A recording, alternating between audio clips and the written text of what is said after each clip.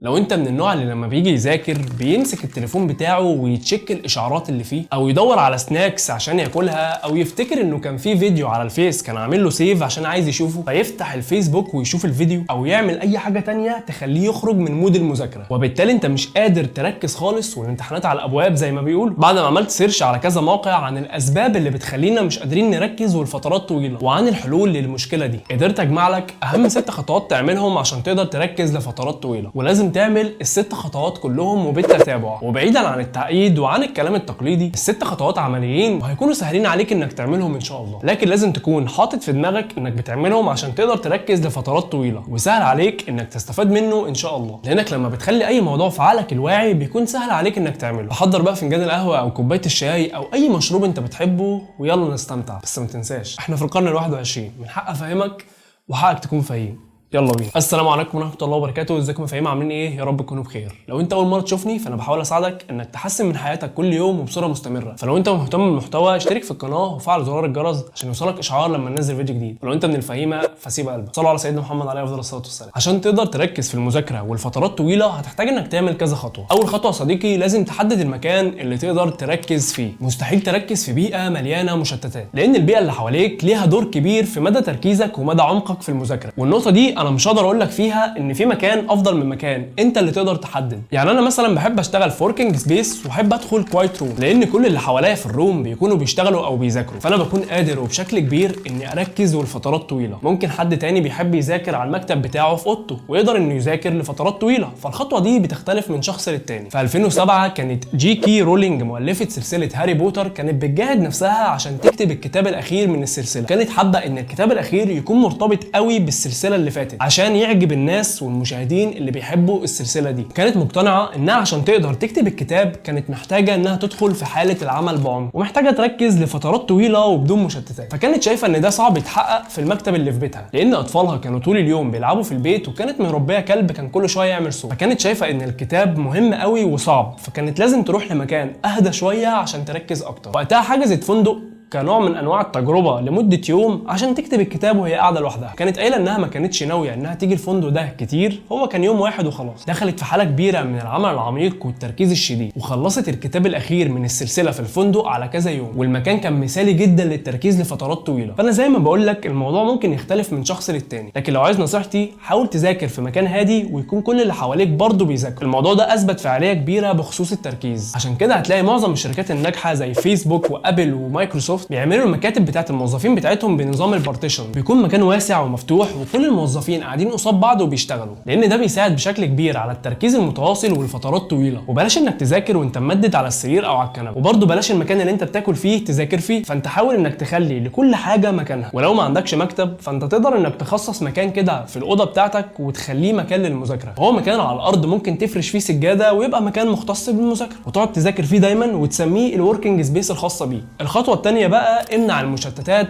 قدر الامكان من الوركينج سبيس بتاعتك. المنطقه اللي انت حددتها عشان تقعد تذاكر فيها لازم تشيل منها اي حاجه ممكن تساعدك على التشتت، زي التلفزيون او البلاي ستيشن او التليفون اللي هو اكبر عامل من عوامل التشتت، لان طول ما التليفون جنبك هتلاقي ايدك بتاكلك وكل شويه عايز تفتحه، او لو حد بعت لك مسج او رن عليك اول حاجه بتكون عايز تعملها انك تمسك التليفون وترد عليه. فعلى قدر الامكان حاول تمنع كل المشتتات من منطقه المذاكره بتاعتك. الكاتب جيمس كلير في كتاب العادات الذريه وهو بيوصف الهابتس لوب او الطريقه اللي بتشتغل بيها العادات بتاعتنا، قال لك ان اول حاجه بتحصل لك عشان تعمل اي عاده هي عمليه التحفيز الكريفنج، وده بيحصل لك اول لما بتتعرض لاي حاجه حتى لو بالنظر. على سبيل المثال لو انت عايز تقوي عندك عاده القراءه بتبدا انك تنزل الكتاب بتاعك في مكان عينك تقدر تشوفه، لان ده بيعمل عندك عمليه كريفنج او تحفيز وهيخليك انت في يوم تمسك الكتاب وتبدا تقرا فيه. ودي استراتيجيه في التسويق الشركات الكبيره بيعملوها في المتاجر بتاعتهم، بيحطوا الحاجات اللي هم عايزينها تتباع قصاد عينك في الرف الاولاني، لان ده بيحفز خلايا المخ انك تشتري الحاجه دي. عشان كده الهايبر ماركت الكبير بياخد فلوس اكتر من الشركات اللي عايزه تعرض منتجاتها في الرف الاولاني اللي بيكون قصاد عين الزبون. عشان كده الحاجه لما بتكون قريبه من عينك او قصاد عينك دايما انت بتتحفز بشكل كبير انك تعملها حتى لو انت مش عايز تعملها. فانت هتطبق النقطه دي لكن بالعكس على البيئه اللي انت اخترتها عشان تذاكر فيها، هتشيل منها كل الحاجات اللي لو عينك جت عليها هتشتتك وتحفزك انك تعملها وتسيب المذاكره، زي الاكل والشرب والتلفزيون والموبايل. فانت تعيد هيكله